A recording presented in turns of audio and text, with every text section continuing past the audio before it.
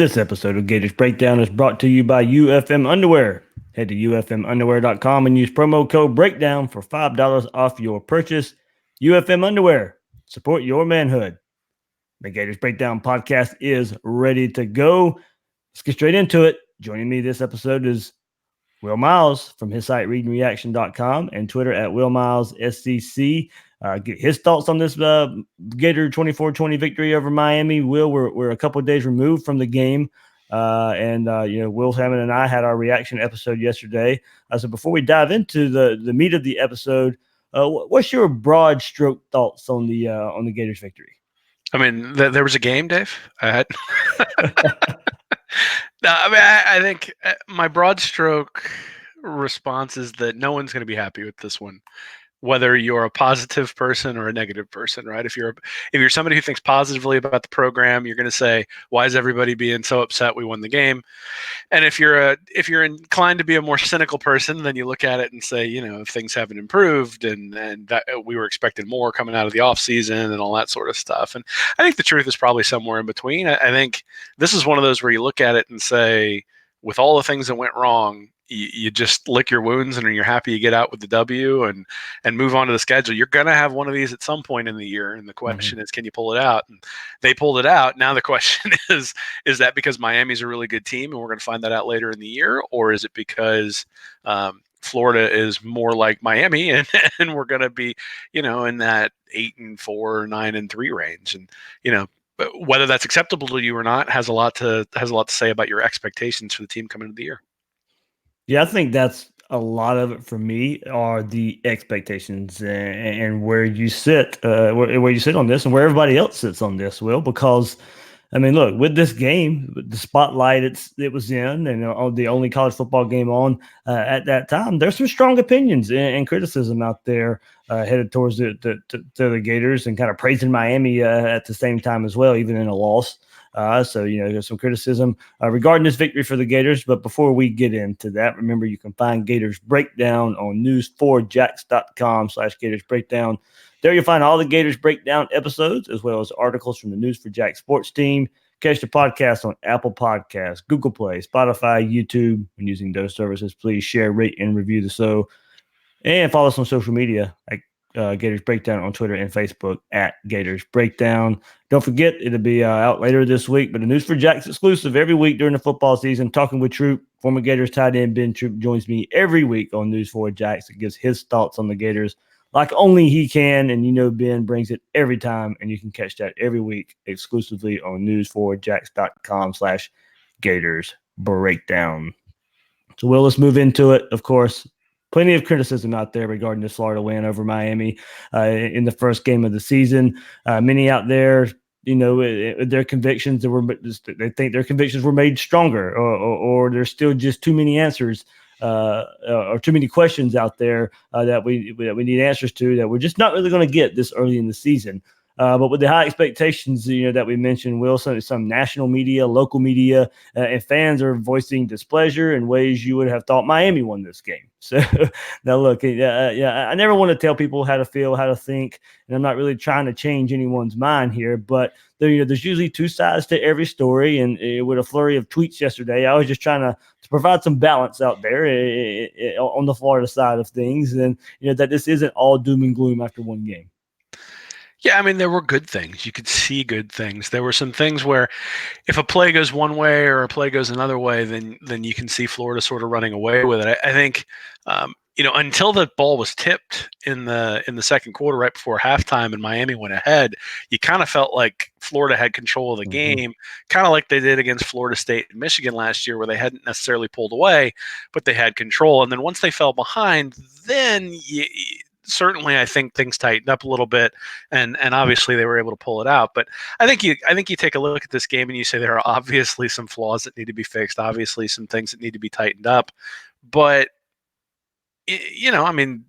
when was the last time a Florida team had 4 turnovers and won the game?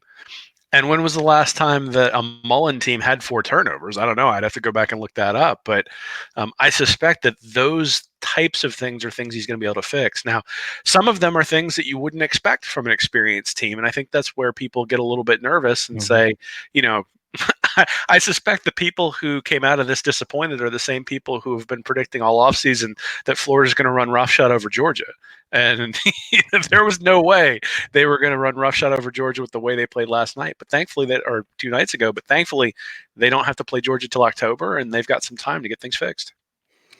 Yeah, there you go. You're going exactly where I was going to. And the complaint that I don't really care for the most is, hey, this won't work versus the meat of the SEC schedule. That's true. There's no fault in admitting that, but that Florida wasn't playing Auburn. Florida wasn't playing LSU. Florida wasn't playing Georgia.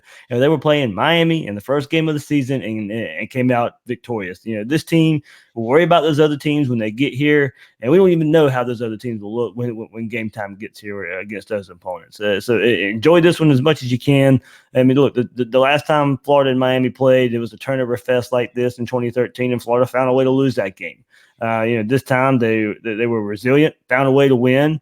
And we were so overreactive last year, myself included, big time, versus Kentucky last year. And this was the first game of the season. Season-long questions were never going to get answered anyway. So did I want to see the team play better? Of course I did. Should they have played better? Absolutely. But this isn't the final version of the 2019 Gators. There's plenty to fix and plenty of time the next couple of weeks till the Gators play UT Martin and Kentucky, or they travel to Kentucky and play their first SEC opponent. Yeah, well, I mean, Dave, what place did you pick the Gators to finish in the SEC East? Second. They still have an opportunity to do that, right? There you go. That's not that. If people have asked me a lot this week in DMs and text messages, what's your thought on Florida? Are we in trouble? Right now, as it stands, my expectations have not changed. Yeah, well, I mean, we tried to warn people, I guess, last Monday when we were talking about the Miami game specifically, that they were a really good team last year, especially on defense. I mean, that is probably going to end up being a top 10, top 15 defense. And you mentioned, Will, that they, according to your metrics and what you have, they were better than what their record indicated. Yeah, they were a 9-win team based on their score differential last year, and they wound up going 7-6 because I think they were 1-3 in 1-score games. Now, now they're 1 out of their last 5 because they lost this one in a 1-score capacity. But Miami is a good team. Now, is Miami an elite team? I don't think so, but I think you look at the end of the year, they're probably going to be a top 20, maybe even top 15 team, and a neutral site win over a top 20 team in the first game of the year is significant. And I don't think you want to just poo-poo wins over Power 5 opponents from the ACC. I mean, if this was a bowl game and it was against, say, Virginia Tech in some bowl game at the end of the year and you won 24-20, you'd say, hey, we beat the ACC. We have bragging rights. The only reason this is a bigger deal is, one, because it's Miami, but then the other is because it starts the season. So you're still sitting there with open questions. And I mean, if it was 45-3 and Florida had won the game, I think everybody'd feel better. But I also think it probably wouldn't have been based in, I still don't think you would have had any conclusions coming out of the game. You would have said, well, maybe Miami's just not very good. Maybe Jaron Williams getting sacked 10 times in a game is an issue. That's why Florida ran away with it. And, so I suspect that there's truth on both sides, that Florida came out and did some things that are uncharacteristic of the team in general and are going to have to be uncharacteristic for them to make noise in the SEC. But the other thing that can be true is that Miami is a pretty good team as well. Yeah, I want to go back to something you said earlier, Will, and kind of, I think where some disappointment besides kind of in relation to the expectations was because you had a returning quarterback, because you had this deep running back set, this deep wide receiver set, and the defense that came back as well. And of course, 54 plays I think were run on the offense, so it was very, very clunky, hard to get into a rhythm there, and I also don't want to make it sound like excuses. There are places, and we'll get into it when we discuss your article that you released, but there are places the Gators could definitely get better. But there were times when you could have seen this game get out of hand. If Florida does score right there where they fumbled going in, it was 7-3. Florida's going in, pressing on the door to score their next touchdown to go up 14-3. And hey, look, the slant to Grimes was open. The P. Ryan thought he had a lane to make something happen, thought he was getting a handoff. Franks goes to pull it, and, a miscommunication there. But, Florida was that close to, and don't get me wrong, there's ifs, ands, buts, whatever.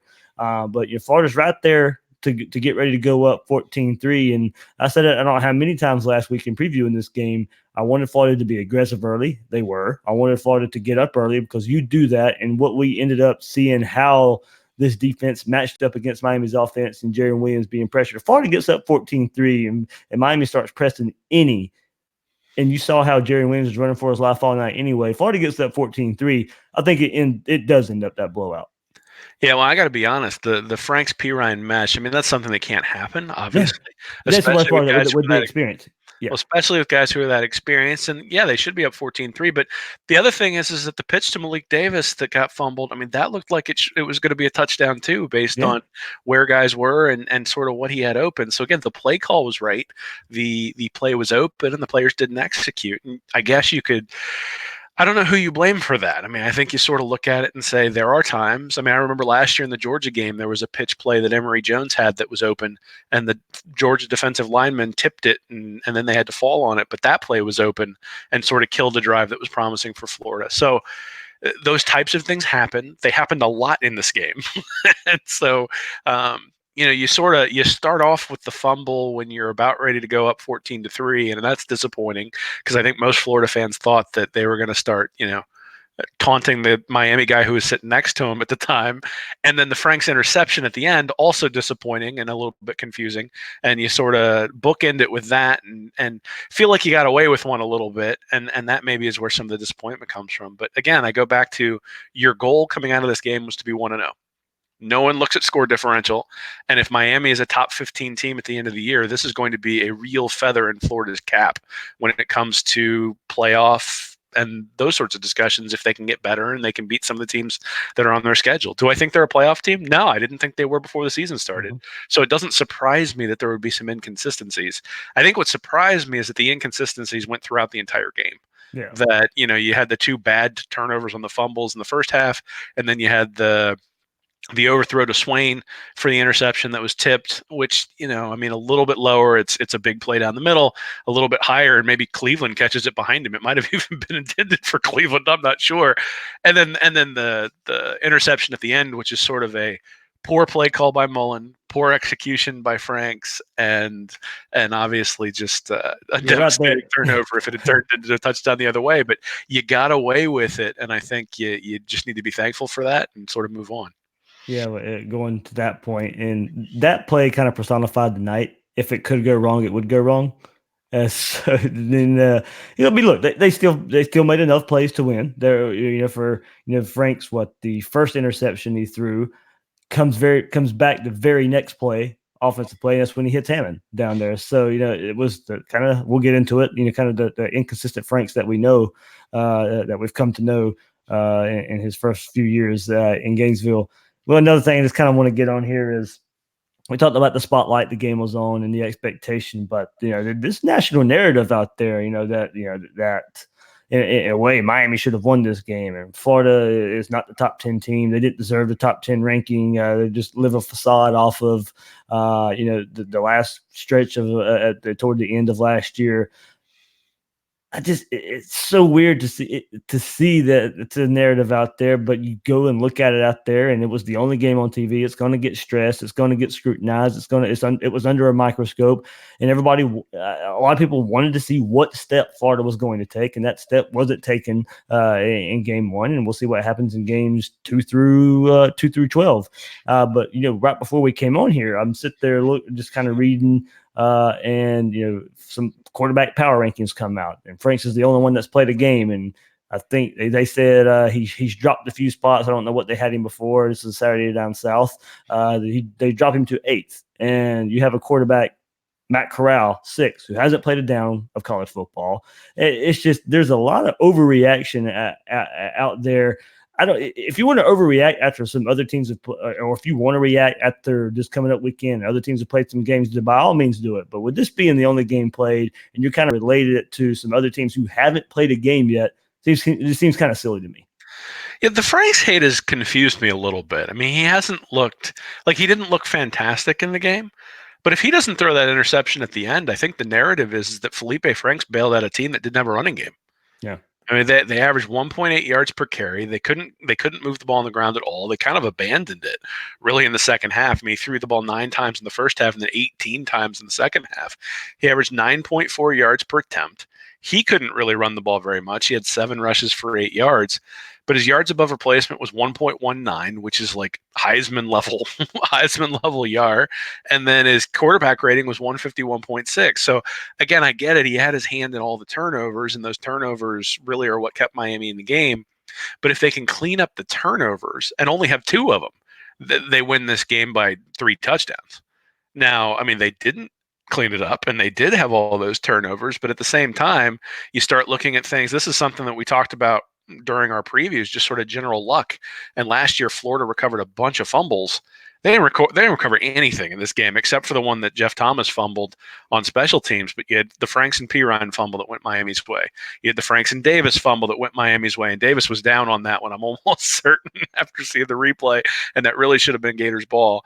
And then you've got the 3 Jaron Williams fumbles on the last drive, where by the third one, you were just sort of laughing, going, what else could go wrong here? How could they not recover this? And so there were 6 times the ball was on the ground. Miami recovered it 5 times. Florida got it once. Usually that's going to be 3-3, and I got to be honest. If it had been 3-3, Florida wins this game by a ton. So, again, I think you start looking at all the things that went wrong, all the things, the tipped pass at the end of the half for Miami, that usually ends up hitting the ground or getting intercepted, not turning into a touchdown pass. The tip pass by Swain turns into an interception. He's usually going to catch that. They had 17 plays, Miami did, versus 1 play to end the game, and the defense was able to hold up. They had the pass interference on the 4th and 30, whatever, in the 4th quarter. So, like, all of those things are sort of working against you, and you still pull out the win. It's one of those things where, again, I think Florida was the better team. I think Florida also made more mistakes. But I look at that and say, okay, if you can clean up the mistakes, you were the better team. I'd rather win that way than have gotten thoroughly outplayed and then pull it out in the end, because then you're sitting there going, okay, we got lucky to pull this out. We didn't pull it out even though we didn't play our best game. I think if you told me that Florida had been out physical, that Florida had been dominated and just happened to pull it out because of a couple of turnovers, I'd say that's not a real good outcome. But in this case, the turnovers were self-inflicted for the most part, and so those should be cleaned up. And if they don't turn the ball over, even if they don't score, like let's say they get a field goal on the drive, on one of those 2 drives down in the red zone there with the 2 fumbles, they're still up 10-3, and it's a completely different ball game. All right. Well, we'll get into your article here that you just released on Read Reaction. Released Sunday. Will stayed up really late after the game Saturday night, so it was a lot of work put in for that article to get it up in time Sunday morning. Before we get there, though, guys, you've got to try UFM underwear. It's hot out there. Football season's starting, so whether you're tailgating or working, you need to try a pair of UFM underwear. Underwear for Men is the only brand of men's underwear that offers both isolation and support, all while keeping you cool. Unlike other pouch underwear brands that have thin mesh panels and pre-sized pouches, Underwear for Men's patented pending design prevents skin-on-skin contact and eliminates chafing. Underwear for Men is a state of Florida company and has you covered no matter the activity. Everyday underwear, athletic underwear, work underwear, medical underwear. Underwear for Men is made for it all. Go try your pair now. Head over to ufmunderwear.com and use promo code BREAKDOWN to get $5 off your purchase of UFM underwear. UFM underwear, support your manhood. And will you release that, really good film review article, after the game, stayed up late, watching the game over and over again, and out on Read and Reaction. It showed the good and the bad from this win. And listeners, if you haven't done so yet, go check it out. Will's got some highlights up there to go along with what he's describing that he saw there. Will, let's just start on the offense here for a second. 306 yards on the game, 79 yards on that first drive, 51 yards on the second drive. And that's where, they fumbled, of course. And then it was 176 yards the rest of the game after those first 2 drives. That included a 4-play 80-yard drive in the second half. So, we talk about the importance of big plays, Will, all the time, and big plays were the difference for the Gators versus Miami. Florida didn't have the number, but it was those 2 the big plays they had were certainly the difference in the game. Tony Screen touchdown, Hammond's 65-yard reception go a long way in giving this win to Florida. The offense shot themselves in the foot, unforced fumbles. Franks throws 2 interceptions. Florida only runs 54 plays. 7 in the fourth quarter when they could have salted the game away with 4.5 minutes left. So I'm not trying to take away the big plays because they did happen, but the more I go back and look at it, they were the difference in this game because of the mistakes and the inconsistency everywhere else. Yeah, well, I mean, I think one of the things you always want to look for when you look at those explosive plays, the 20-plus yard plays, is did they turn into touchdowns? Did they turn into touchdowns? Did they turn into field goals, or were you not able to turn them into points? And in both cases, Florida's 2 big plays turned into touchdowns. Yep. So, 2 years ago, maybe even last year, they hit that big throw to Hammond, and are they able to ram the ball in? I mean, it was the minute they hit it, they were up there at the line of scrimmage. They get the ball out to Pitts. Pitts takes it down to like the 2. Franks is able to run it in. Like, it just felt like, pop, pop, pop, pop, pop. And all of a sudden they were in there, and they sort of gained the momentum to be able to, hitting that one play and then being able to finish off the drive. And that was something I think we started to see towards the end of the year last year, was being able to finish that off. The reality is that big play. So Florida's offense had 5.5 yards per play over its 55 plays. Last year, that would have been 66th in the FBS. So they were average, right? They were average. And I think that's what you see, is that there was some up, there was some down. They were average.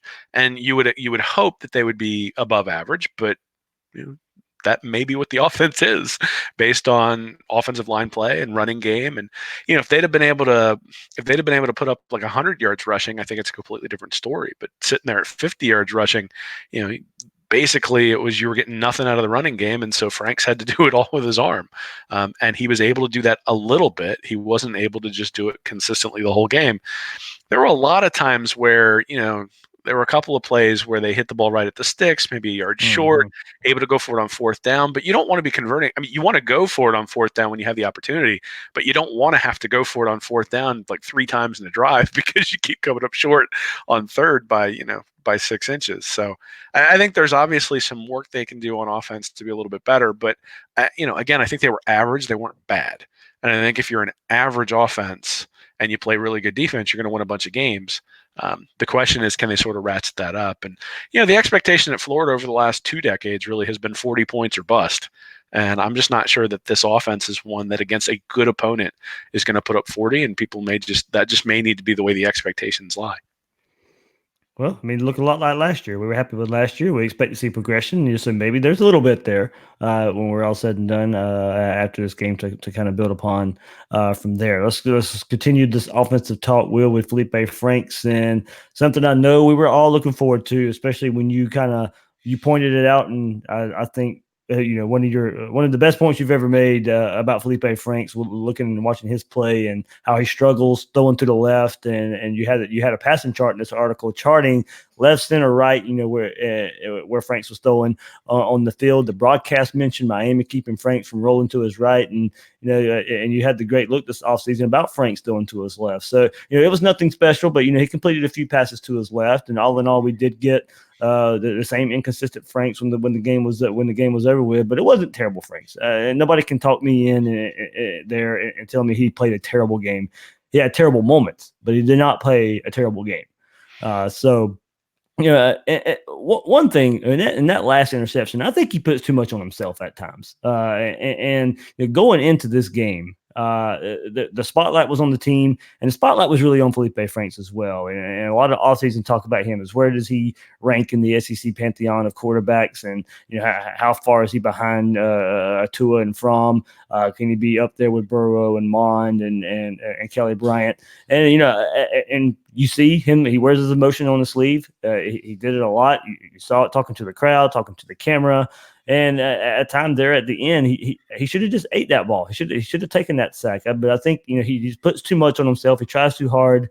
No need to even attempt that last interception with the pressure he was facing there. Take the sack, move on, and go back. That first touchdown, and like I said, the slant to grounds is there. It was like he notices at the last moment. It might be what leads to the fumbled handoff between him and Pirine.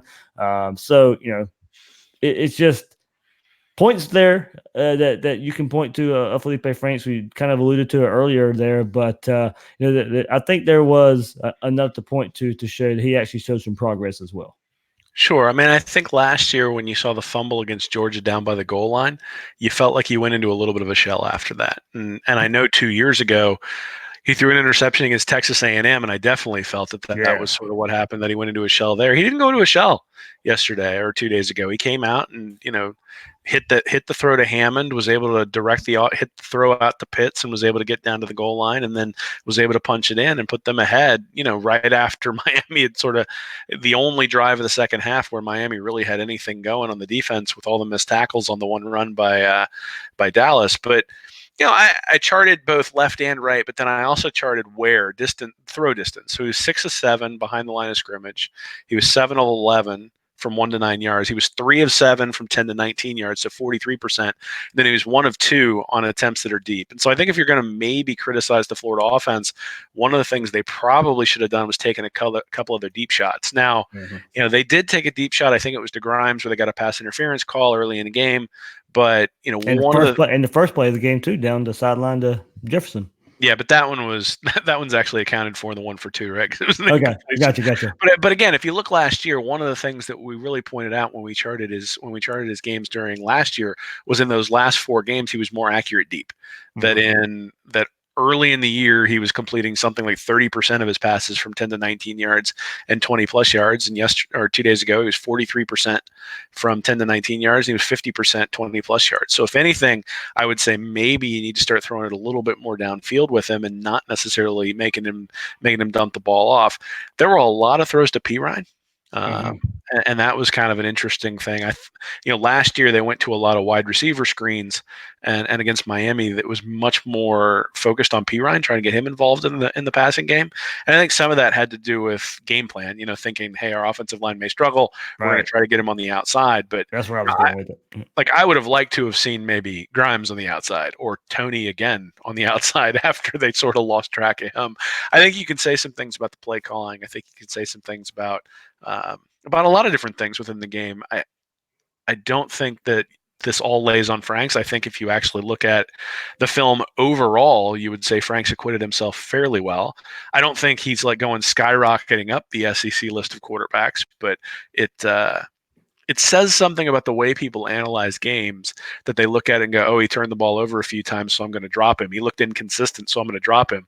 Like Kellen Mond's going to be inconsistent this year. Corral, we have no idea. Burrow probably will be inconsistent as well. So he's still in that sort of 3, 4, 5 range in the SEC quarterback ranking.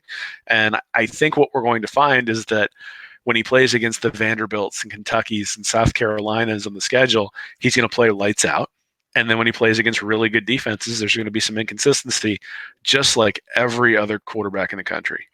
Yeah, Joe Burrow last year in his stats against Miami, against Florida, against Mississippi State, Alabama, Georgia weren't that great. weren't great. He didn't throw a single touchdown versus those teams. Will. So we talk about inconsistent and where.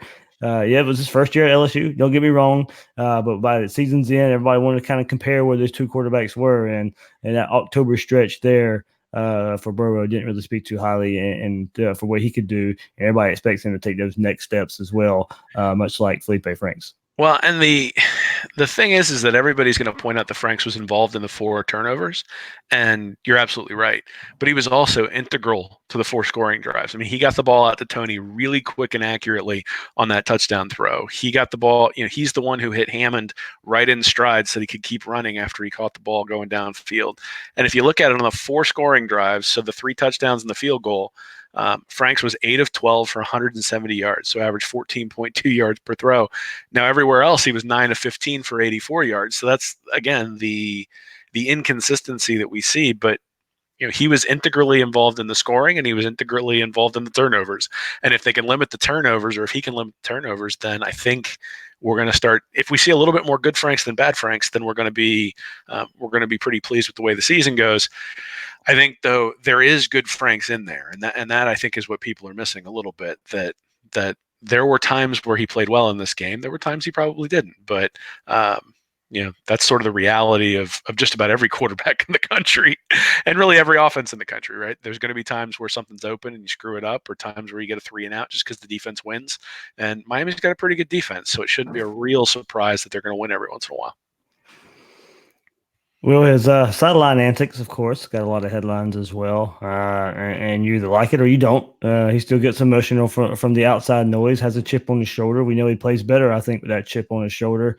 It doesn't bother me too much to see it, but if he's going to continue to do it, then he needs to play well, needs to continue to win games, or that, those antics and those actions there. I think the fan base turns some if you don't play well, if you don't win games when you kind of act like that. So I don't know how much more we'll see it. Like I said, I think a lot was made of this Miami game. I think it was emotional. It's a rivalry game there, and plus a lot of people noticed it. So I'm sure something will be said behind the scenes about that stuff. Sure. I mean, it's interesting because the fan base gave him crap before he really displayed a chip on his shoulder. Mm-hmm. So I'm not necessarily sure that the chip on the shoulder is the reason why he's going to get criticized. The reason why he's going to get criticized is because he throws a backbreaking interception in the fourth quarter or because he doesn't win the game. So, the noise here is loud, but Florida won the game. The question then becomes, what happens when he throws a pick six in the fourth quarter that costs him a game? I mean, it'll be apoplectic, but it won't have anything to do with his attitude. He could be a choir boy, and if he throws a pick six to end the game against LSU, he's still going to get excoriated by the fan base. So I don't put a whole lot of stock into it. If that's what he needs to play well, hey, more power to him. It may not be our style. It may not be.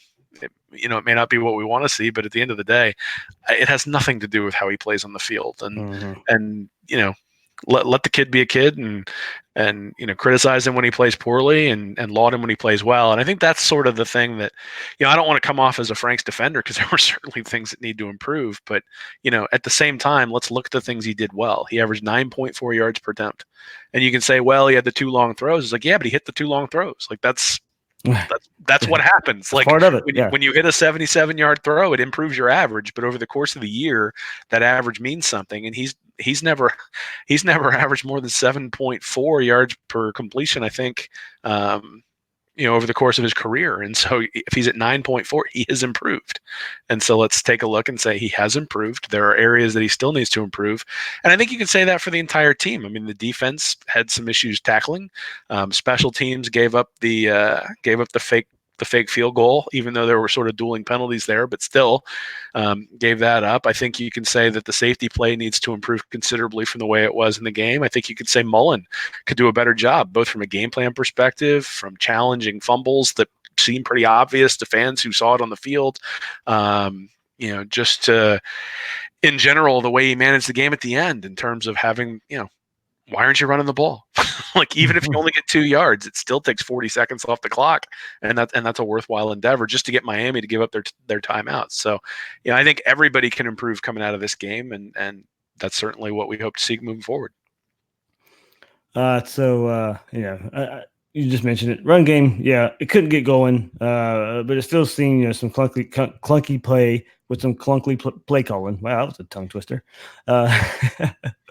Tony barely gets the ball after starting off the game well. I think more wide receiver screens probably should have been utilized as well. Those work for the most parts, and with Florida's kind of, especially with Trevon Grimes and Kyle Pitts, those big bodied screens, would you struggling running the ball as much as they were, this could be extension of run plays there. Not much creativity and trying to get the run game going as well. It just seems kind of be an off night on calling plays as well. So it's not to say there weren't good play calls, but inconsistent in that department too.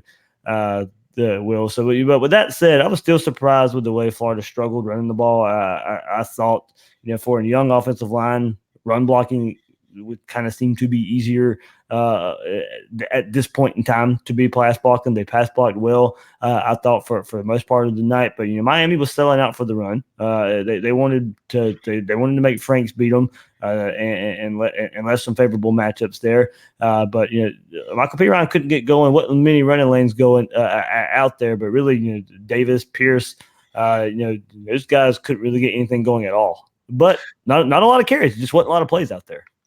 Yeah, I mean, part of it was that, like you said, with all those turnovers, you don't get to run many plays. Part of it is you were behind when you came in out of halftime, so you sort of had to change up your game plan a little bit, probably. And then the other thing is that I came into the game thinking that the tight ends were going to be a strength, and the tight ends were a definitive weakness, Ooh. especially in the running game. Yeah. They were not good blocking in the running game, and if your tight ends aren't blocking, and the guy off the edge is causing havoc and forcing the running back into the inside, you're going to have trouble. Now there were a couple of times where, like I mentioned, the Davis pitch that seemed open, but there were also times where if the tight end had made a block, it would have sprung him, and instead sort of olayed it. He gets wrapped up behind the line of scrimmage, and I think this sort of goes back to everyone at different times in the night didn't do their job the way they were supposed to. And it just so happened that started to then accumulate. One guy on third down doesn't have the right block, and all of a sudden you got a punt. Franks throws a terrible interception when he when he should have just thrown the ball away or eaten it and taken a sack. P. Ryan maybe doesn't cut in the right lane at one point, and I know there was a play that Tony was sort of juking around instead of just hitting a hole, and it looked like he could have gained 4 or 5 yards, and instead it ends up being a 3-yard loss. And those sorts of things start to add up over the course of the game, and I think that's really probably going to be the message from Mullen heading into the next game is do your job, right? Like every play you have to do your job. Like if you're the tight end, you have to get in front of the guy who's your assignment. You can't allay him. Like that can't work. And in fact, in the second half, I think that you did start to see that a little bit. Kyle Pitts made a really nice block on the deep throw to Hammond that really gave Franks the time to make that throw. And I think they were a little bit more consistent in the second half. It just wasn't consistent enough, and it's going to have to improve, but I think it will. Well, I know you got happy, and one reason I could tell is because it was it was almost at the very top of your article when you started going in depth, and that's those special teams. And I know you brought it up a lot. Just the amount of starters or impact players that play special teams for Mullen and what he's able to do in that phase of the game. Hey, look, Mullen said post-game they were running that fake punt on the first punt of the season no matter what. Now, of course, it probably changes a little bit if you're backed up on your own goal line, but that was something they had installed, something they were looking forward to, and being the aggressor right from the get-go. Well, maybe they should have had the punter play a couple of running back positions because he completely dusted the corner for Miami, just outraced him to the corner. No, I mean, it's a great point that the special teams really, in some respects, are why Florida won this game, right? The fake field goal, and then the next play turns into a touchdown. All of a sudden, you're up 7-3 rather than handing the ball back over to Miami after Miami had gone right down the field to open the game. And then Miami fumbles the punt. They have the touchdown 3 plays later. So really, if you look at it, special teams in some respects are responsible for 14 points out of the 24 that you scored. And then I think you go to the other side and you say, okay, well, when Florida turned the ball over, so Franks and P. Ryan have the fumble, and the result from the defense is a 3-and-out. Then Franks and Davis have a fumble. They do give up a couple of plays. That turns into a field goal. Franks' tipped interception turns into the missed field goal. After the fake field goal with the penalties, the defense actually held twice. And then after Franks' interception to end Florida's night on offense, they get Miami to turn the ball over on downs with, Williams just running around for his life. So, you sort of look at the dichotomy, the turnovers that Florida had, Miami couldn't turn into points. And so the defense really picked up the offense in that circumstance. And then I wouldn't call them turnovers, but obviously the fumbled punt's a turnover, but the fake field goal is essentially a turnover as well. And Florida turned that into points. So, and even on the fake field goal, forcing the hold, I think it was Grenard who forced the hold with his effort to get out to the outside. Very easily that turns into a first down, and then Miami's able to run the ball in, and obviously you don't want the late hit there, you want the hold, but the fact that they were able to get the hold and able to keep Miami out and then shut them down, I think says something about special teams and the effort. You got Grenard there, you've got Van Jefferson was the one who was down on the fumbled punt, but he also had pinned him inside the 5 earlier in the game when he had caught a punt down there. So yeah, it's important. It's a statement to Mullen that he's been able to get the starters to buy in. To have a guy like Van Jefferson, who's a senior, be the gunner on your punt team says something about the players and their willingness to do the little things to win. Let's move to the other side of the ball. Your key stat on defense. Florida had 4 turnovers on the offensive side of the ball. Miami scored 3 points on those turnovers. So good job there by the defense. And the 4.6 yards per play Florida surrendered by Florida would have ranked 12th against FBS opponents last year. So as much as they were on the field, Will, able to kind of withstand punch after punch after punch Miami was bringing to the table. We asked a lot from this unit on Saturday night. They didn't disappoint. In the one matchup, we knew they had a big advantage. It lived up to the billing last week at this time, Will. Exactly this last week, we were doing our over under stat picks, and we had the over under for 30 sacks for this defense. Well, they only need 20 more the rest of the season to hit that 30 season mark or 30 sack mark. With having 10 sacks versus Miami, so kind of unreal. As much as I saw that being a advantage for Florida, that matchup, that front seven, that defensive line versus a true freshman left tackle, a redshirt freshman right tackle, a center making his first start. I don't think anybody could have forecasted the 10 sacks that came along there. And also, I don't know what else to say. I mentioned it yesterday, but the emergence of Jonathan Gennard from the get-go, I think really speaks to, what Todd Grantham looks for in a player like that. It was a player he recruited at Louisville, knowing probably what he could do, knowing how he fit in his scheme, comes in right away. We're all wondering, how can you replace Ja'Kai Polite and what he brought to the table? And look, that you can definitely tell from the get-go, they're not the same type of edge rusher. Grenard plays a little more power, can kind of bull rush more opponents. Ja'Kai Polite with speed around the edge. But from what he was able to show game one, fit right in, come right in, and be a reliable piece of this defense already, really impressed me. And some of the, a realization of what Todd Grantham's looking for at that position. Yeah, I mean, Grenard was all over the place, and it was really nice to see, because it's one of those things where obviously replacing Ja'Kai Polite is our big shoes to fill, and something that we were wondering coming in. I would say Jabari Zuniga was a monster over there on the right-hand side, and that if the referees had decided to call holding every time they could have, Miami might have had negative yards for the evening, because they were holding him on every play. It was just a question of when they were going to call it, and there were a couple of times where they kind of horse collared him to bring him down, and it wasn't even called in those cases. And they had 10 sacks, 16 tackles for loss, 4 passes defensed, and 5 QB hurries. So if you think about it, Williams had 30 throws, and there were 10 sacks and 5 hurries. So he was not sitting back there and able to go through his progressions, which is something that, probably isn't his strength anyway. But he winds up with 14 rushes for minus 42 yards. Now, obviously, sacks are in that equation. His yards above replacement was minus 2.12, which is significantly worse than Felipe Franks back in 2017. So, that's, people are going to come out of here saying Jaron Williams played great. Well, he had 30 pass attempts, 214 yards, 7.1 yards per attempt. And the reality is that once Florida's defense got an idea of what he could and couldn't do, Miami couldn't move the ball. He had 16 pass attempts in the second half for 56 yards, so he averaged 3.5 yards per throw. And in the third quarter, which, it's funny because Florida didn't get the lead until the fourth quarter. But in the third quarter, after they had, after up 7-3. Yeah. Right.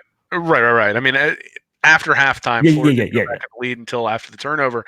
But when Florida's offense was still kind of struggling to get anything going, the defense, Miami's offense had 9 plays for minus 2 yards in the entire third quarter. So you look at where the game was won.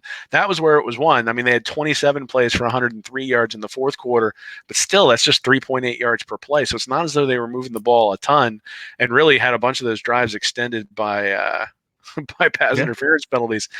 And then, I mean, the pressure came from everywhere. You got Miller, who had 2 sacks, Campbell had 1, Zuniga 1.5, Grenard 1.5, Trey Dean 1.5, Moon a half a sack, Schuler a half a sack, and then Marlon Dunlap a half a sack. So, Zuniga, I think, was the one that I would look at and say he was the one doing the yeoman share of the work, really sort of forcing Miami to do things to deal with him. And the minute they did, it opened up other things. And by the time the fourth quarter came around, it was just every play. You were like, they're bringing the house. And they were able to hold up enough on the back end to be able to make that happen. I still think there's some adjustments they need to make in the defensive backfield, or at least how they're going to play some of their match coverages. But overall, for a first game, with some of the youth that they had, and some of the guys who were in there who probably won't be in there at the end of the year, or at least not in that position. I think they played pretty well. Yeah, well, one you mentioned adjustments, and one adjustment I wanted to make. Brevin Jordan hurt this defense early on for the tight end for Miami, and I mean, he was after the first drive or two there for Miami. He didn't do much the rest of the game. He definitely was a weapon. Definitely could split him out wide and get mismatches, and they got some mismatches early there for him. But for what Florida was able to do after that first drive against those Miami tight ends, they saw something on tape, were able to adjust, and really, I think once Florida was able to do that, we'll get into it right here, tackling was a huge issue. But before we move to that issue, I think being able to take away after that first drive, Miami seems to be best weapon and most consistent playmaker on offense was something huge for the Gators as well. Yeah, well, I mean, it was interesting. So Miami had 5 explosive plays, and 3 of them I marked down as having terrible tackling, and then one was the touchdown pass to Jordan where he should have probably been brought down a yard or two before the sticks, and he wound up breaking the tackle and going in for the touchdown. So 4 of their explosive plays were had tackling issues. And if you look at it, Florida gave up 4.6 yards per play, which you already mentioned, it would have been 12th last year. But if you subtract the 5 explosive plays, they would have given up 2.3 yards per play. And so if they, again, the tackling, like let's say the 24-yard run for DJ Dallas ends up being 10, and the 40-yard pass on the screenplay ends up being 12, and then the 50-yard run ends up being like 15. Well, now you're looking at just a significant. Basically, the offense gives up no point, or the defense gives up no points at that point, right? I mean, just with a little bit of an improvement in tackling. And the thing is, last year when they struggled with being gashed on big plays, it was because guys were out of position. I didn't see that as much in this game. I mean, there were a couple of guys who maybe were out of position, but for the most part, they were there and they just whiffed on the tackles. And that is correctable. Like having the guy in the wrong position is an issue. Yeah. Having the guy miss the tackle is an issue, but it's a correctable issue. I think last year, and especially against Georgia and against Missouri, the linebackers for Florida really got exposed for jumping out of gaps, and I didn't see a lot of that. What I saw was guys were in the right position. One in particular, I'm thinking of with the 2 safeties who sort of pinned the wide receiver up against the sideline that just like didn't move and let him run right past. It's like that kind of stuff will get you benched. Yeah. But you were in the right position. And so I'm encouraged that they're going to be able to tighten that up as we move forward. Well, the tackling and having trouble tackling was an issue last season early on. And many deserve blame here, but that can't happen with your safeties like that either. I'm okay in Steiner and Taylor not letting big plays happen over the top in the passing game, but they still have issues breaking down and getting tackles when the plays in front of them. But they weren't the only ones though. There were times when Wilson and Henderson had their chance and they whiffed. Linebackers too, especially on the long runs there for Miami. Now, I'm not saying this can't be fixed and believe it will, but it needs to in a hurry. Florida had these same issues versus Charleston Southern in Game 1 last season, and that did translate into the Kentucky game the following week. So a lot of that to me is a lack of focus.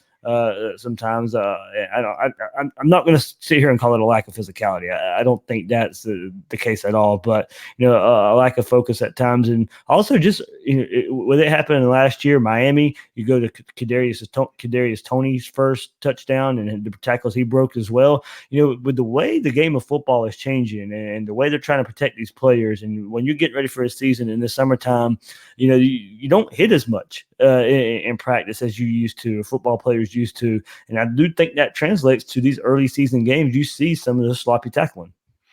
Yeah, I mean, I think that's absolutely true. I think part of it is that, you would hope that the tackling would get better in the 3rd and 4th quarter because you sort of knocked the rust off. I think that's maybe where it's disturbing. But like you said, I mean, Miami had tackling trouble as well. You would have hoped that they would have had a little bit more tackling trouble against Florida's run game, and they certainly didn't show that. But the other thing is DJ Dallas is a good player, right? And he's a tough runner, and he's one of those guys who you really need to bring to the ground. And I'm not sure they necessarily understood that early on and understood how hard he was going to run. I know there were a couple of plays where he got hit and was able to sort of extend the play 3 or 4 more yards after he got hit early on. And you see something like that and you go, okay, like at some point he's going to get hit, maintain his balance and keep going. And that happened a couple of times. So again, I think what you need to do, and I think you say this with Franks, I think you say this with the special teams, I think you say this with the defense. You say, okay, you did some things that were good. Were you in the right position? And if you were in the right position and you were reading the right thing and you did the right thing, sort of like Franks' interception that tipped off of Swain. I mean, Swain was open. So Yeah. if he hits him in the chest, like you did everything right, but the throw was a little bit inaccurate. Okay, that can be fixed. And then you look at the two safeties that pin the wide receiver on the sideline. You were in the right position. You didn't tackle him well. That can be fixed. If you're out of position, don't know what you're doing, or you're confused, those are things you can't necessarily fix, at least not fix quickly. And that's when I think you really need to make a change. And I didn't see a lot of that in this game. I saw most of it was they were familiar with the scheme, didn't necessarily execute. And I think you could say that sort of across the board for everybody, but particularly when it comes to tackling. Well, we'll end this episode. The Gators are 1-0. They beat Miami. Yeah, I mean, I don't know what else you want, man. You want 60-0? Is that? I mean, look, Don't get me wrong, and that's the thing. Even we picked the game, we picked our score, and all that. Yeah, I mean, I had Florida winning by a couple scores. Don't get me wrong, but I walked out of that stadium. I was happy. I was happy as I could be. I remember that game in 2013. Florida turned the ball over 5 times, I think, in 2013. And I'm not going to sit here and say that game led to the demise of Will Muschamp or in that 2013 season. A lot of injuries happened there, but they could gather no momentum from that game. And with the spotlight that was on this game, Florida finds a way to lose that game. And I think the psyche with the psyche of this team probably does take a big hit. And look, I know I said the same thing last year versus Kentucky, and there was a lot of work to do then. But it is one game. The Gators are 1-0. And I think, like I said, my expectations aren't changing right now. I just think it'd be too much of an overreaction to sit here and say, I mean, good or bad of what Florida can do. I'm still going with just my original prognostication for this team. Yeah, I'm not sure that my opinion of the team has changed a whole lot. I think I look at this and I say, in some respects, it's encouraging because last year so do I think this year's Miami team is better than last year's Kentucky team? I actually do. I think this year's Miami team is probably better than last year's Kentucky team. And last year, when they tried to put the game on Franks in the second half against Kentucky, he wasn't able to get the job done. And in this game, he was able to get the job done. Now, part of that, I mean, with a significant assist from the defense, but at the same time, like he hit the pass he had to hit to put him ahead. When they got the turnover on the punt, that ball got turned into a touchdown right away. And, that's not necessarily something that we saw last year. So I think we've seen some progress. But I also want to say that I do think that there is reason for concern in certain areas. And I understand why people would be reticent to sit here and say everything's perfect, because everything's not perfect. Nope. But I think if you came into this game thinking everything was perfect, I think your expectations were maybe a little bit beyond what's reasonable for an opening game. There's going to be rust. It's a rivalry game. There's going to be some stupid penalties. There's going to be some turnovers. And, you sort of ride with it and hope you get out of the game with the win. And like you said, Florida's 1-0. All their goals are still in front of them. They have a week off, then they have a cupcake to sort of lick their wounds, and then the season really starts when you get into the SEC. And when they hit that Auburn, LSU, Georgia, South Carolina stretch, I mean, that's going to be when this becomes important.